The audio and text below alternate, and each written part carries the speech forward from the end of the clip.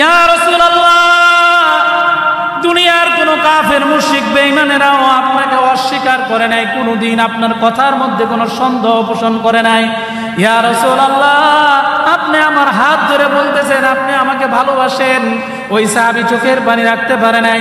সাহাবীর সাথে সাথে বলতেছে ফিদাকা ইয়া রাসূলুল্লাহ, ফিদাকা ইয়া আবি ওয়া উম্মি। ইয়া রাসূলুল্লাহ, আমার পিতামাতা আপনার উপর কুরবান হোক, আমিও আপনাকে ভালোবাসি।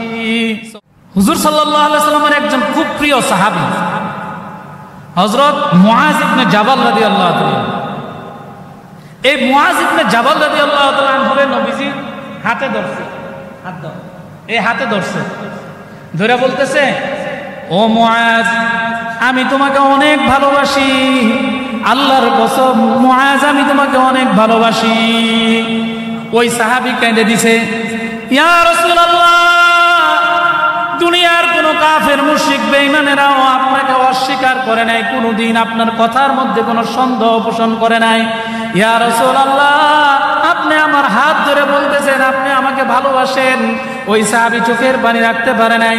সাহাবীর সাথে সাথে বলতেছে ফিদাকা ইয়া রাসূলুল্লাহ, ফিদাকা ইয়া আবি ওয়া উম্মি। ইয়া রাসূলুল্লাহ, আমার পিতামাতা আপনার উপর কুরবান হোক, আমিও আপনাকে ভালোবাসি।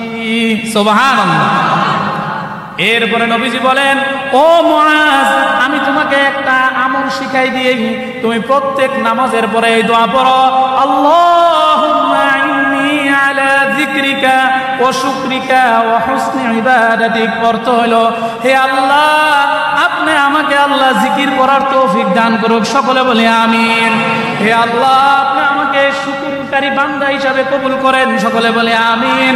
আর আল্লাহ, আপনি আমাকে এমন আমলকারী বানাই দেন আল্লাহ, আমি যাতে সুন্দর থেকে সুন্দর যে আমল আপনি পছন্দ করেন এমন আমল করার তৌফিক দান করেন।